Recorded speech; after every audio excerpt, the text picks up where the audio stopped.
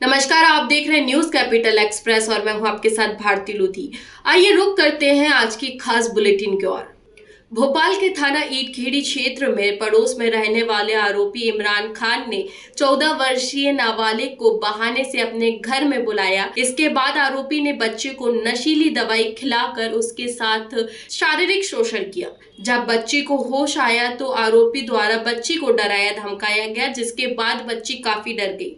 3 दिन बाद बच्ची ने अपने साथ घटी घटना अपने परिवार को बताई, जिसके बाद परिवारजन और क्षेत्रीय लोगों ने मिलकर आरोपी के विरुद्ध थाना ईट में शिकायत दर्ज की। पुलिस द्वारा आरोपी को गिरफ्त में ले लिया गया है। फिलहाल आरोपी से पुलिस द्वारा और भी पूछताछ की जा रही है, क्योंकि क्षेत्रीय लोगों का कहना है कि आरोपी पहले भी कई बच्चियों को अपना शिकार बना चुका है। किसने बुलाया था? इरफान खान ने आपको? हम आपसे बुलाया था। आरम पर बुलाया था। जब आप कहाँ थे?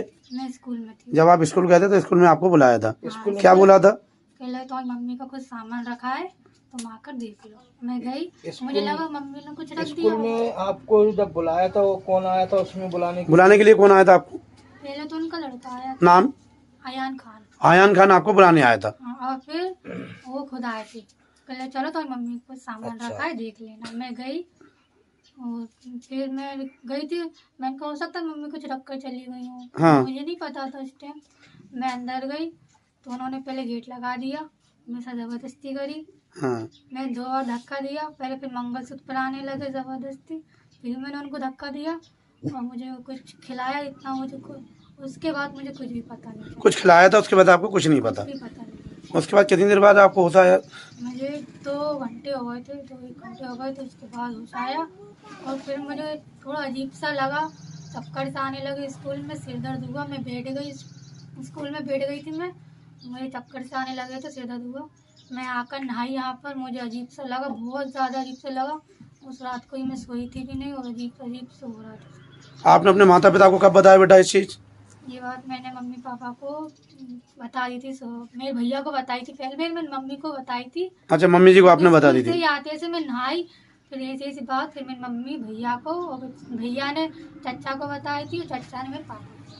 अच्छा, चना आपको पापा। ये लगभग कितने दिन हो गए? घटी है एक नाबालिग के साथ रेप का मामला सामने आया, क्या पूरी घटना रही? पूरी घटना ये थी कि मुझे बच्चे के पिताजी द्वारा इसकी सूचना प्राप्त हुई। सुबह मेरे पास में आए और मैं विश्व हिंदू परिषद बजरंग जिला पूछते समीर राठौर। जब ये सूचना प्राप्त हुई तो मैंने अपने क्षेत्र के जो जिला संयोजक है माननीय जी उनको अवगत कराया। और उस बच्ची से जब हमने बातचीत की और पिता से बातचीत की, उसने बताया कि 4 दिन पहले उस बच्ची के साथ स्कूल में जब गई थी तो उसको पहले अपने बेटों को भेजा, जिसका नाम अयान खान है। अयान खान को भेजा। अयान खान के बुलाने पर जब वो बच्ची नहीं आई, उसके बाद इरफान खान गया उस बच्ची को बुलाने के लिए। बोले आपकी माँ कुछ सामान छोड़ के गई है। जो बच्ची उसको लेने के लिए आई तो अंदर से गेट बंद कर दिया गया। उसके बाद उस बच्ची को कुछ खिलाया। 2 घंटे तक उसके साथ जो भी गलत कार्य किया गया। 2 घंटे बाद उस बच्ची को होश आया। जबरदस्ती जब वहाँ से भगी निकल कर, तो लड़की ने सबसे पहले अपने छोटे भाई को इसको अवगत कराया, फिर अपने उसके माँ को बताया। माँ को बताने में परिवार में इसकी सूचना लगी। सूचना बनाने का आज हम सभी लोग भाई विश्व हिंदू परिषद बजरंग दल, ये पुराने भोपाल सभी कार्यकर्ता उपस्थित हुए हैं उसी के कार्रवाई जहादी को लेकर, क्योंकि जहादी मानसिकता को लेकर इनके बच्चों को भी नहीं छोड़ रहे हैं। इस पर सख्त से सख्त कार्रवाई होना चाहिए और कोई भी इसके लिए जितनी ज़्यादा कठोर सख्त इससे कानून हो उससे ज़्यादा इसको सजा दी जाए। हमारी विश्व हिंदू परिषद बजरंग की अभी यही मांग है। अभी बाकी की रिपोर्ट आने के बाद और रिपोर्ट आ जाएगी, इसके FIR होने के बाद उसके बाद हम बाकी जानकारी आपको अवगत करा दी जाएगी। ये थाना ईटखेड़ी क्षेत्र का जो मामला है, इस आरोपी के अवैध कब्जे जो शासन की जमीन पर कब्जा करके बैठा है, तो मेरी शासन से प्रशासन से मांग भी करता हूँ कि जो अवैध कब्जे हैं मतलब उनको बुलडोजर चले और इसके अवैध कब्जों को पूरा हटाया जाए। इसका एक पोल्ट्री फार्म है जो राजस्व की ज़मीन पर बना हुआ है और दुकान भी जो इनकी है अवैध कब बना के बैठे हैं। उनको बुलडोजर चले, जैसा माननीय मुख्यमंत्री जी से मांग भी करते हैं। जय श्री राम। सर, एक मामला आया था अपने वहाँ, एक बच्ची के साथ दुष्कर्म हुआ था, उसके बारे में थोड़ी सी जानकारी चाहिए थी सर मुझे। क्या है, कल दिनांक 5/9/24 को नाबालिग बच्ची अपने माता पिता के साथ ग्राम खजूरी की रहने वाली है।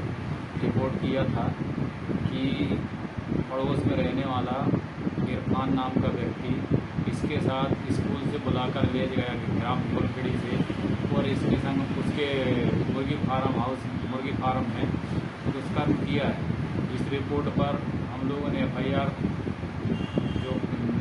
दर्ज कर ली है और आरोपी को पकड़ भी लिया है, आरोपी का अरेस्ट कर लिया है, न्यायालय पेश किया, जहाँ से जेल वारंट बनने से जेल दाखिल भी कर दिया गया है। जो नियमानुसार कार्रवाई होती वैधानिक कार्रवाई हमने कर दी है। अच्छा सर, इसके पूर्व रिकॉर्ड है कोई से? नहीं, ऐसा तो हमको उसके रिकॉर्ड देखने में ऐसा कोई रिकॉर्ड उसका मिला नहीं है। इंदौर जबलपुर ओवरनाइट ट्रेन जो कि सुबह करीब 5 बजे पहुंचती है, जब 6 बजे तक ट्रेन प्लेटफॉर्म पर नहीं पहुंची तो यात्री को उससे उतर कर बाहर देखा तो ट्रेन खड़ी हुई थी। लोगों को कुछ समझ नहीं आ रहा था कि आखिरकार ट्रेन क्यों रुकी है। इसके बाद कुछ यात्री जब वो कोच से बाहर उतर कर थोड़ा आगे आए तो देखा कि एसी कोच के 2 डिब्बे पटरी से उतरे हुए हैं। फिलहाल रेलवे ने घटना की जाँच शुरू कर दी है। पश्चिम मध्य रेल के मुख्य जनसंपर्क अधिकारी का कहना है कि जल्द ही मार्ग को दुरुस्त कर लिया जाएगा। जबलपुर से वाजिद खान की रिपोर्ट। का हादसा है और किस ट्रेन के साथ हुआ? यह डिरेलमेंट हुआ है, 2 कोच डिरेल हुए हैं और यह इंदौर जबलपुर ओवरनाइट एक्सप्रेस का है। क्या सूचना मिली थी और क्या वर्तमान स्थिति है? सूचना यही मिली थी कि इसके 2 डिब्बे ट्रेन के प्लेटफॉर्म नंबर 6 पर जाते हुए 2 डिब्बे इसके बेपटरी हुए थे। यह सूचना प्राप्त हुई थी। तुरंत कार्रवाई करते हुए रेलवे के अधिकारी एवं कर्मचारी यहाँ पे सबको इकट्ठा है एवं क्योंकि ट्रेन डेड स्टॉप स्पीड पे थी तो किसी भी यात्री को कोई भी हानि नहीं पहुँची है। सभी सुरक्षित घर पर हैं एवं अब इस मामले की जांच की जाएगी। क्या कोई कारण अभी तक नजर आया सर कि क्या? अभी इस जांच की जाएगी, इसके बाद कुछ बताया जाएगा। भाजपा विधायक रामेश्वर शर्मा ने दिग्विजय सिंह को बताया जिन्ना। रामेश्वर शर्मा ने कहा, भगवान गजानन दिग्विजय सिंह को दे सद्बुद्धि। दिग्विजय सिंह नए जिन्ना की तरह पैदा हो रहे हैं। रामेश्वर शर्मा ने कहा, इतने साल तक इनके बाप दादाओं का राज रहा तो इन्होंने कितने मुसलमान एसपी और कलेक्टर बनाए ये बताएं। शर्मा ने कहा, मुसलमान को मदरसों में पढ़ाकर उन्हें एसपी कलेक्टर बने या फिर उन्हें जिहादी बनाए। दिग्विजय सिंह, तुम जैसे जिहादी हो रहे हो ऐसे ही उन्हें जिहादी कर रहे हो। दिग्विजय सिंह, उन्हें उच्च शिक्षा की लाइन में आने दो। उच्च शिक्षा की लाइन में आएंगे तो वह कंपटीशन और फाइट करेंगे और नौकरियां मिलेगी। दिग्विजय सिंह अगर मुसलमानों के इतने ही हितैषी हैं तो अपने बेटे जयवर्धन की सीट से मुसलमान प्रत्याशी को लड़ाएं चुनाव। रामेश्वर शर्मा ने कहा, जिसके पास होगी काबिलियत उसको मिलेगी नौकरी। रामेश्वर शर्मा ने कहा, SC ST OBC का हक छीन कर मुसलमानों को देना चाहो तो ये संभव नहीं। स्वागत योग्य दिग्विजय सिंह ने बयान दिया है। उन्होंने कहा है कि सरकारी नौकरियों में मुस्लिमों की आबादी बहुत कम है, जबकि SC ST की और मुस्लिमों की माने तो संख्या बराबर है। अब मुझे लगता है कि आज तो गणपति जी की पूजा आराधना का दिन है, तो गणेश जी से यही प्रार्थना करेंगे कि ये जो नया जिन्ना पैदा हो रहा है दिग्विजय सिंह, इसको सद्बुद्धि दें। और इतने साल इनके बाप दादों का ही राज था तो कितने मुसलमान कलेक्टर SP बने, इनसे पूछ लो। मदरसों में पढ़ाकर तुमने कलेक्टर SP बनाए कि उनको जिहादी बनाया। इसलिए दिग्विजय सिंह जी, तुम जैसे जिहादी हो रहे हो वैसे ही मुसलमानों को भी मदरसे में पढ़ाकर जिहादी कर रहे हो। उनको उच्च शिक्षा की लाइन में आने दो। जो उच्च शिक्षा की लाइन में आएंगे तो वो अपने आप कंपटीशन करेंगे और जो कंपटीशन करेगा उसको नौकरी मिलेगी। लेकिन आप सोचो कि अनुसूचित जाति का, जनजाति का, पिछड़े वर्ग का, इनका आरक्षण छीनकर मुसलमानों को दे दो तो ये संभव नहीं है। और अगर ये संभव है तो पहले राधोगढ़ की सीट जो है किसी मुसलमान को लड़ा दो, अपने बेटे को मत लड़ाओ, तो समझ में आ जाएगा क्या करना चाहिए। छतरपुर की घटना पर बोले दिग्विजय सिंह, RSS के इशारे पर सरकार मुसलमानों को टारगेट कर रही है। छतरपुर में झूठे आरोप में घर गिरा दिया गया। बड़वानी में एक मुसलमान के दोनों हाथ नहीं है, उस पर पत्थर फेंकने का आरोप लगाकर घर गिरा दिया गया। भिंड में हत्या में शामिल मुसलमानों का घर गिरा दिया गया, हिंदू का नहीं। छतरपुर की घटना पर इंदौर हाईकोर्ट से जल्द सुनवाई की मांग की है। बुलडोजर कार्रवाई के खिलाफ में लीगल टीम से चर्चा करके सुप्रीम कोर्ट में इंटरवेनर बनूंगा। दिग्विजय सिंह का राज्य सरकार पर बड़ा आरोप। सरकार ने कलेक्टर्स को मुसलमानों के घर गिराने के आदेश दिए हैं।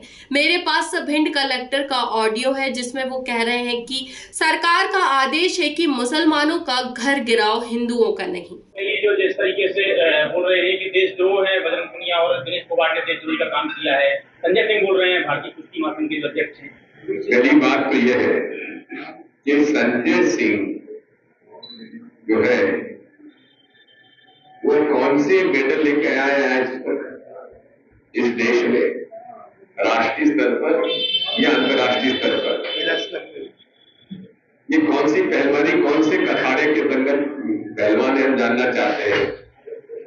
बात वही है, ये व्यक्ति जिस पर की सुप्रीम कोर्ट ने कहा था कि ये रेसलिंग फेडरेशन ऑफ इंडिया का अध्यक्ष होने लायक नहीं है, वो चले कैसे गए, ये अपने आप में प्रश्न चिन्ह है।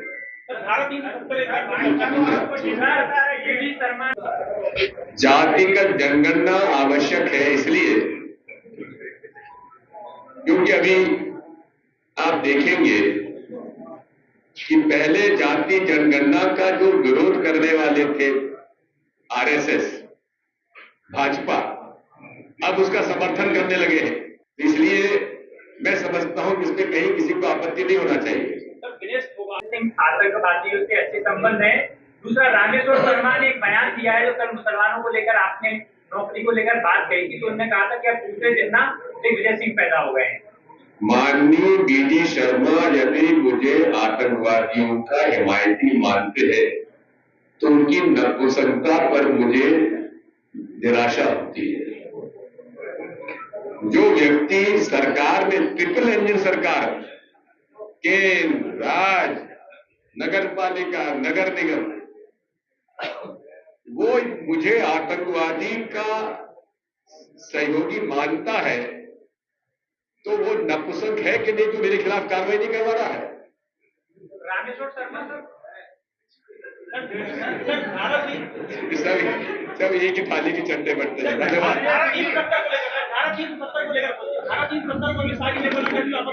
21 तारीख की घटना के बारे में विस्तार से जसवंत जी ने, राजा पटेलिया जी ने, शैली जी ने, हमारे आरजेडी और समाजवादी पार्टी के जो टेलीविजन था उन्होंने आपको विस्तार से बताया है कि किस प्रकार से प्रशासन ने इस पूरी घटना में एक तरफा कार्रवाई की। मैं इस घटना के बारे में जो उन्होंने सब तथ्य रखे हैं उस पर ज्यादा कुछ कहने की मुझे आवश्यकता नहीं है, लेकिन पूरे प्रदेश में ही नहीं पूरे देश में जिस तरह से सुनियोजित ढंग से आरएसएस और भारतीय जनता पार्टी और उनके संगठनों ने जिस तरह से हिटलर ने यहूदियों को टारगेट बना दिया था कि जो यहूदियों को सपोर्ट करेगा वो एंटी नेशनल है, उसी से सीखकर आरएसएस ने इस देश में मुसलमानों को एंटी नेशनल साबित करने के लिए और अपने विचारधारा को आगे बढ़ाने के लिए ये कुटिल प्रयास, जिस प्रकार से अंग्रेजों ने हिंदू मुसलमानों को बांट कर राज करने का प्रयास किया, उसी से सीख कर ही आरएसएस, भारतीय जनसंघ और भारतीय जनता पार्टी ने देश में इस प्रकार का ये अशांति फैलाई है। बिना किसी प्रमाण के, बिना किसी तथ्य के जो बेदर्दी से लोगों के मकान तोड़े गए। आप खरगोन की घटना से लेकर छतरपुर की घटना का ले लीजिए। अरे बड़वानी में तो एक जिसके दोनों हाथ नहीं है, एक मुसलमान, उस पर पत्थर फेंकने के आरोप में उसका घर गिरा दिया गया। इन सब बातों को लेकर माननीय सुप्रीम कोर्ट ने तहसील पूनावाला के एक पिटीशन पर डिटेल्ड गाइडलाइंस कैसे सांप्रदायिक सद्भाव बना रहे, उसके लिए माननीय सुप्रीम कोर्ट ने गाइडलाइंस रेखांकित की थी। उन गाइडलाइंस को इम्प्लीमेंट करने के लिए मैंने स्वयं ने 2021 में इंदौर हाई कोर्ट में पिटीशन किया हुआ है, जो आज वहां लंबित है, जिसमें कि अनुरोध किया है कि मध्य प्रदेश शासन को माननीय सुप्रीम कोर्ट की गाइडलाइंस का पालन करने के लिए निर्देशन दिया जाए। ये मेरी प्रेयर है।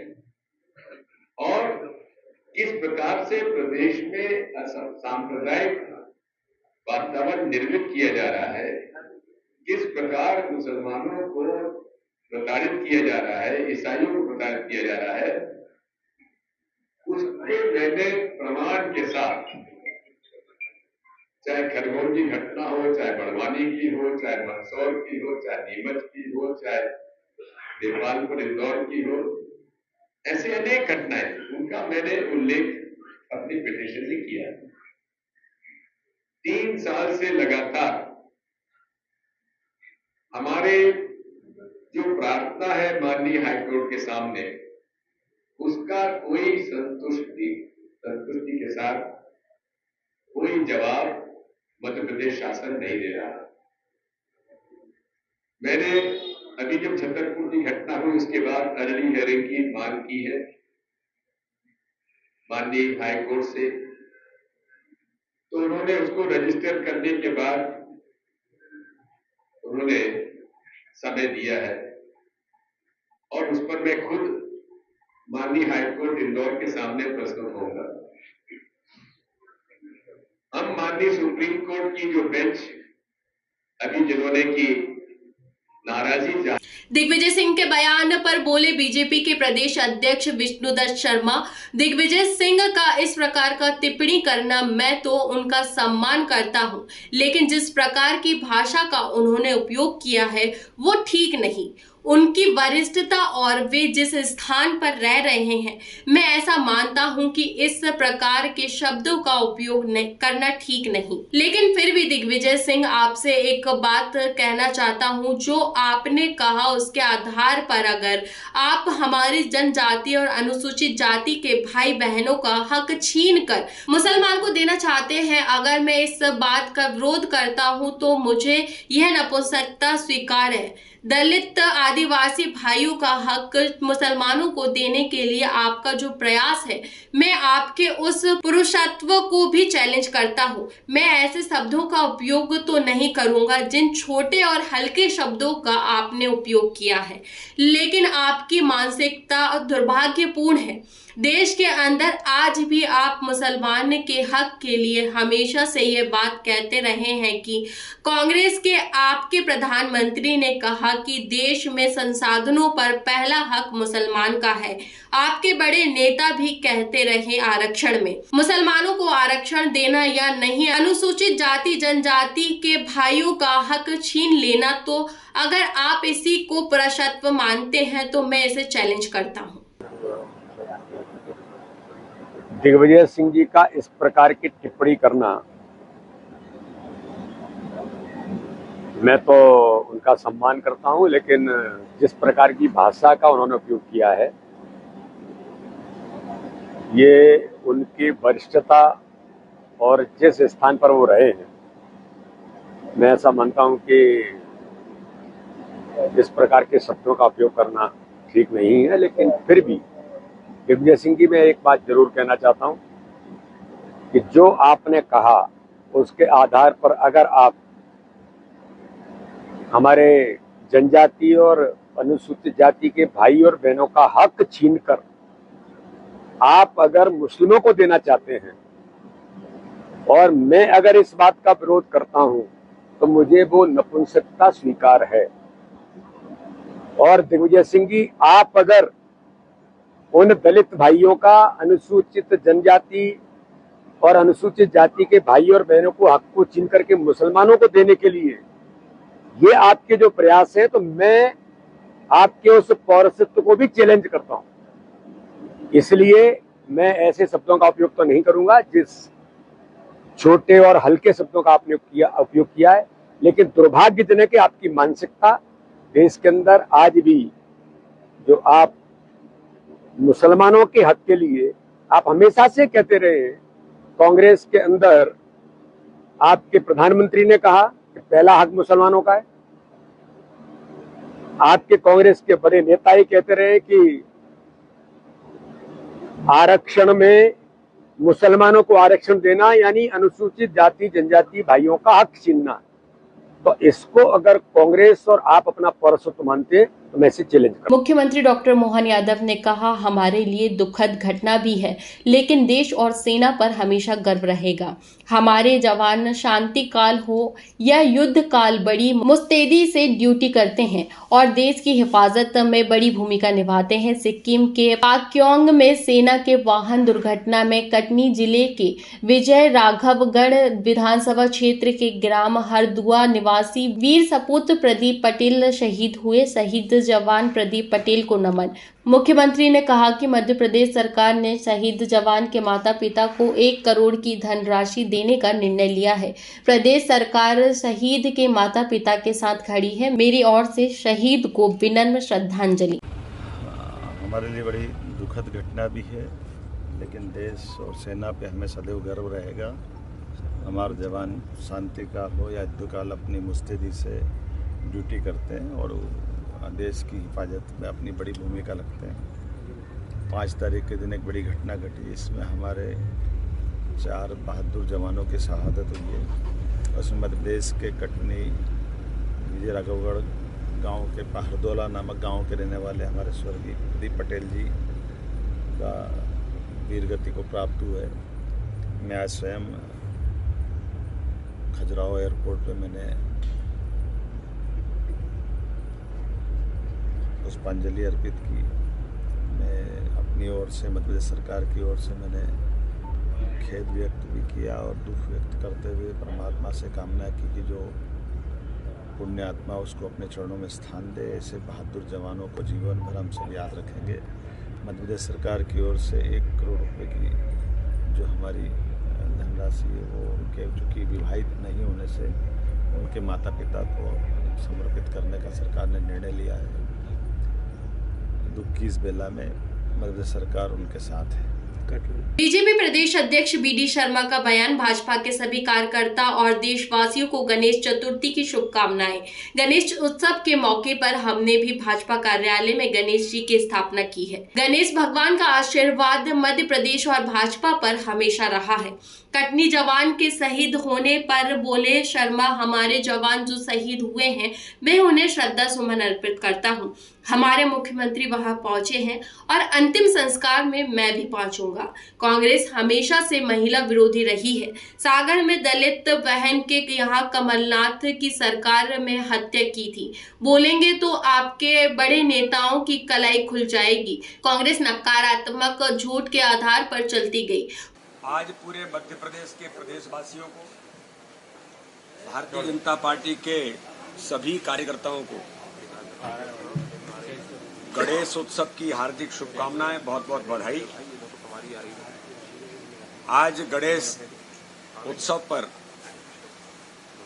भगवान गणेश की स्थापना भारतीय जनता पार्टी के प्रदेश कार्यालय में भी हमने मिलकर के भी सबने की है और भगवान गणेश जी से प्रार्थना है, उनका आशीर्वाद तो हमेशा रहता ही है कि मध्य प्रदेश को धन धान्य से भरपूर करे, सुख समृद्धि और वैभव मध्य प्रदेश को मिले।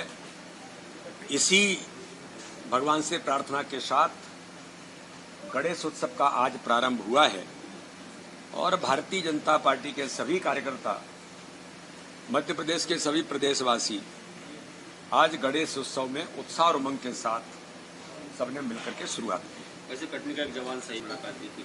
आज कटनी के मेरी लोकसभा के विजय राघवगढ़ विधानसभा के गांव के एक हमारा दिलीप पटेल नाम का नौजवान जो आर्मी के अंदर पेट्रोलिंग के समय में शहीद हुए हैं, मैं उन्हें बहुत श्रद्धा के सुमन अर्पित करता हूं। माननीय मुख्यमंत्री जी अभी शहीद के पार्थिव शरीर पर श्रद्धा के सुमन अर्पित करने खजुराहो पहुंचे हैं। मैं भी यहां से और प्रभारी मंत्री उदय प्रताप जी, वहां के हमारे विधायक संजय पाठक जी, हम सब लोग भी उनके गांव के अंदर जब अंतिम संस्कार होगा तो मैं भी वहां पहुंच रहा हूं। हमारे सरकार ने, माननीय मुख्यमंत्री जी ने पूर्ण संवेदनशीलता के साथ जो जो आवश्यक चीजें होती हैं उस शहीद के प्रति माननीय मुख्यमंत्री जी ने भी समर्पित करने का काम किया। सर, उज्जैन घटना में आरोपी पकड़े। हाँ, बड़ा दर्द है। यही तो दर्द है उनको ये दर्द नहीं है कि कोई गरीब आदमी की किसी की जरूरत है, उसका दर्द नहीं है। अगर एससी एसटी भाई और बहनों को माननीय प्रधानमंत्री मोदी जी ने अगर उन्हें हर प्रकार से सुविधा संपन्न और उनके जीवन के अंदर खुशी लाने का काम किया है, तो वो दिग्विजय सिंह को दर्द हो रहा है कि मुस्लिमों को नहीं हो रहा है। एससी एसटी को ज्यादा हो गया है और मुस्लिमों को कम हुआ है। यही तुष्टीकरण की राजनीति कांग्रेस की है। और इससे बोलेगा कांग्रेस का कोई नेता कि दिग्विजय सिंह अनुसूचित जाति जनजाति भाई और बहनों का अपमान कर रहा है? अगर अनुसूचित जाति के भाई और बहन अगर मोदी जी की सरकार में सशक्त और सक्षम बने हैं तो दिग्विजय सिंह जी आपको क्या दर्द है? अरे आप ये कहो कि अगर कोई मुस्लिम आपके पास आया है और उसकी कोई जरूरत है तो मैं बड़े गंभीरता से कहना चाहता हूं, सबका साथ सबका विकास सबके विश्वास के मंत्र पर मोदी जी ने काम किया है। अगर मुस्लिम भाई और बहन ईमानदारी के साथ जब कहते हैं तो प्रधानमंत्री आवास उनको भी मिलता है। आयुष्मान कार्ड में 5 लाख रुपए का फ्री में इलाज कराने का अधिकार दिग्विजय सिंह जी उनको भी मिलता है। लाडली बहना मध्य प्रदेश में कितनी है? दिग्विजय सिंह जी ने आंकड़ा निकाल लीजिए। हर मुस्लिम बहन को भी लाडली बहना का लाभ मिला है, लाडली लक्ष्मी का लाभ मिला है, कन्यादान का भी लाभ मिला है। ये भारतीय जनता पार्टी की सरकार है। लेकिन फिर मैंने कहा तुष्टीकरण की राजनीति करने के लिए जो माहिर है, अगर आतंकवादी भी और मुस्लिम है तो उसके गले मिलने जाते हैं। मोहनचंद शर्मा की शहादत को यही दिग्विजय सिंह थे जिन्होंने कहा था फेक एनकाउंटर है, आतंकवादी के घर गए थे, जिसे सर्वोच्च न्यायालय ने फांसी की सजा दी थी।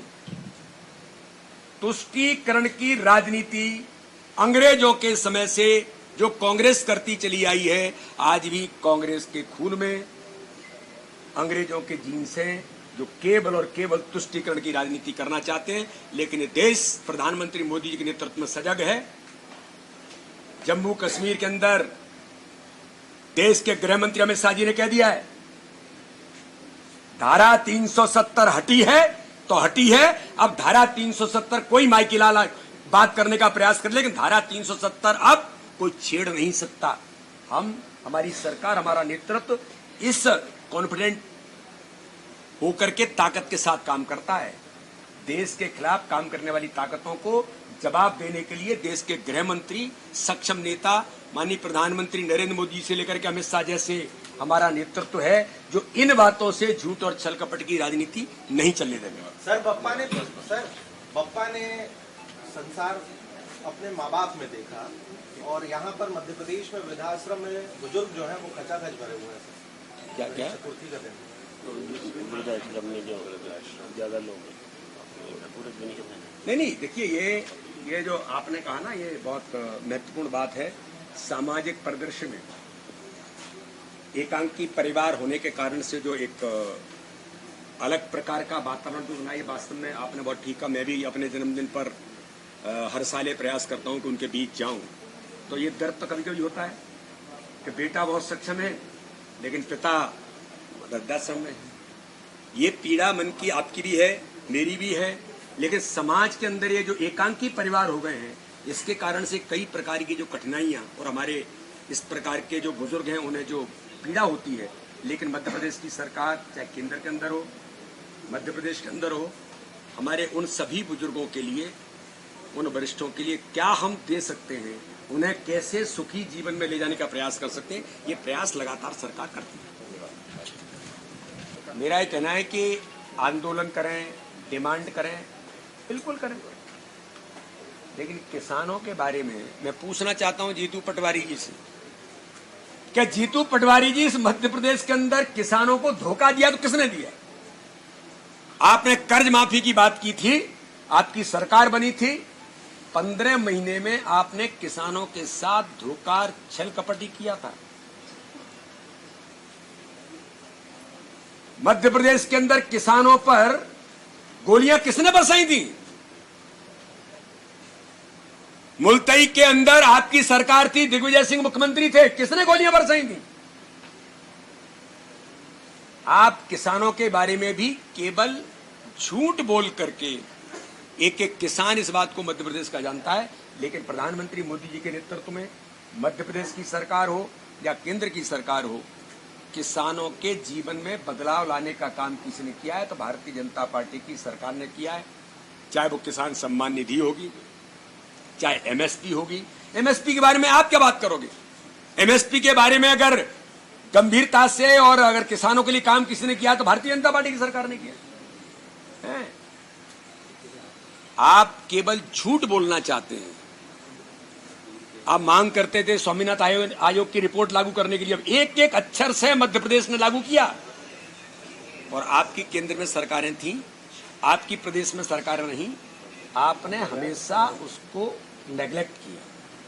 लेकिन मध्य प्रदेश था, जब माननीय शिवराज सिंह चौहान मुख्यमंत्री थे, स्वामीनाथन रिपोर्ट की एक एक बात को अक्षर से मध्य प्रदेश ने पालन किया था। तो केवल झूठ की राजनीति करना चाहते हैं, झूठ की खेती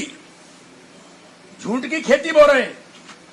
अब झूठ की खेती बोएंगे तो क्या होगा? वही होगा जो 2023 में हुआ, वही हुआ जो 2024 में हुआ, और 2028 में भी वही होगा, और 2029 में भी वही होगा। चिंता मत करिए, झूठ की राजनीति नहीं चल सकती। कर रही है और मध्य प्रदेश की कानून प्रस्ताव पर सवाल खड़े कर रहे हैं वो लोग। बड़ा दुर्भाग्य है कि कांग्रेस इस समय देश के अंदर केवल नकारात्मक राजनीति, झूठ, भ्रम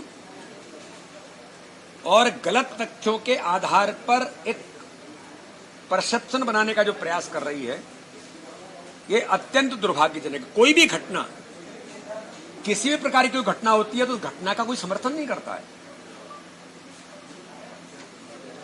समाज के अंदर विकृत मानसिकता के इस प्रकार के लोग अगर कोई इस प्रकार की घटना, दुर्घटना करते हैं तो उन्हें तत्काल कानून भी काम करता है, शासन प्रशासन भी काम करता है, और उन्हें कड़े से कड़ा दंड भी मिलता है। लेकिन दुर्भाग्य है कि राहुल गांधी, प्रियंका गांधी जैसे लोग, मैं पूछ रहा हूं प्रियंका जी आपसे, मुरली मोरवाल तुम्हारा कांग्रेस का विधायक है, उसके बेटे ने आपकी ही कांग्रेस की नेत्री वो बहन आज भी न्याय मांग रही है। जवाब देंगे आप? उमंग सिंगार नेता प्रतिपक्ष है, क्या है भाई? नेता प्रतिपक्ष है। उनके घर में, उनके बंगले में नेत्री आत्महत्या कर लेती है। क्यों कर लेती है भाई? अब इन बातों का उल्लेख मुझे यहां करना चाहिए क्या? और एक नहीं है, कितनी घटनाएं हुई हैं उनके लिए? जवाब दीजिए प्रियंका जी। मैं आगे नहीं जाना चाहता हूं, दिक्कत हो जाएगी। आपके कांग्रेस का चरित्र हमेशा से महिला विरोधी रहा है, और पुराना इतिहास भी प्रियंका जी उठा के देख लीजिए। आपका इतिहास क्या कहता है महिलाओं के बारे में, महिलाओं के चरित्र के बारे में? क्या बोलते हैं आप? हमारी महिलाओं को किस प्रकार से कटघरे में खड़ा करते हैं आप? महिलाओं पर किस प्रकार के आपने आरोप प्रत्यारोप किए?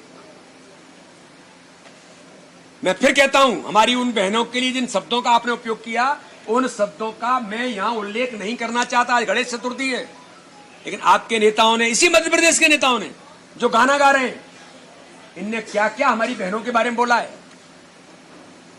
तो इसलिए कांग्रेस आज से नहीं, हमेशा से महिला विरोधी रही है। आपको शर्म आनी चाहिए।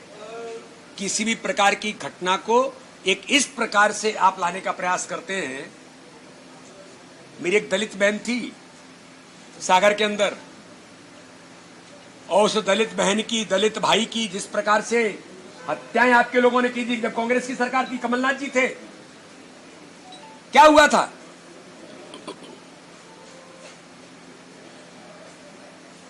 मध्य प्रदेश के अंदर इस प्रकार की एक नहीं, मैं उन घटनाओं पर जाऊंगा तो 1 घंटे तक बोलता रहूंगा। आपके बड़े नेताओं की कलई खुल जाएगी। अभी ये ठीक नहीं है। हम इस दिशा में नहीं जाना चाहते। हाँ, कोई घटना हुई है, घटना दुर्भाग्यजनक है। मैंने कहा ना कि विकृत मानसिकता के लोग समाज के अंदर अगर ऐसे हैं तो उन्हें कड़े से कड़ा दंड भी मिलता है, मिल रहा है। और कानून के बारे में भी ये मध्य प्रदेश की भारतीय जनता पार्टी की पहली सरकार है कि इस प्रकार के दुराचारियों को फांसी के फंदे पर ले जाने का काम किसी ने किया तो मध्य प्रदेश के अंदर भारतीय जनता पार्टी की सरकार ने देश के अंदर किया। तो ये कांग्रेस केवल नकारात्मक और झूठ का परसेप्शन पर राजनीति करना चाहती है। जो लोग जानते हैं, मैंने कहा था मध्य प्रदेश से शांति का टापू है मैं कहता हूं। आप केवल मध्य प्रदेश को देश के अंदर बदनाम करना चाहते हैं। ये आपको आनंद आता है इसमें? आपकी सरकार थी, हम तुलना नहीं करना चाहते, अच्छी बात नहीं कोई किसी प्रकार की तुलना करना, लेकिन कुल मिलाकर के आपको पास एक ही चीज है, कैसे झूठ का परसेप्शन बना करके गलती से, जो मैंने पहले कहा था कि झूठ छल कपट की बरसात हुई, कुछ बुलबुले उठ गए तो आपको लग गया कि पता नहीं यही सब ठीक है। इससे काम नहीं चलेगा। आप भी समाज के लिए और कुछ अच्छी बातें हैं उसका आप समर्थन करिए। आप भी जिम्मेदार लोग हैं, आप भी जिम्मेदार दल में हैं, लेकिन केवल झूठ बोलेंगे, केवल झूठ बोलेंगे, केवल झूठ बोलेंगे, ये देश के अंदर नहीं चलेगा। फिलहाल के लिए इस बुलेटिन में इतना ही। देश विदेश की ऐसी ही तमाम खबरों को जानने के लिए देखते रहिए न्यूज़ कैपिटल एक्सप्रेस। नमस्कार।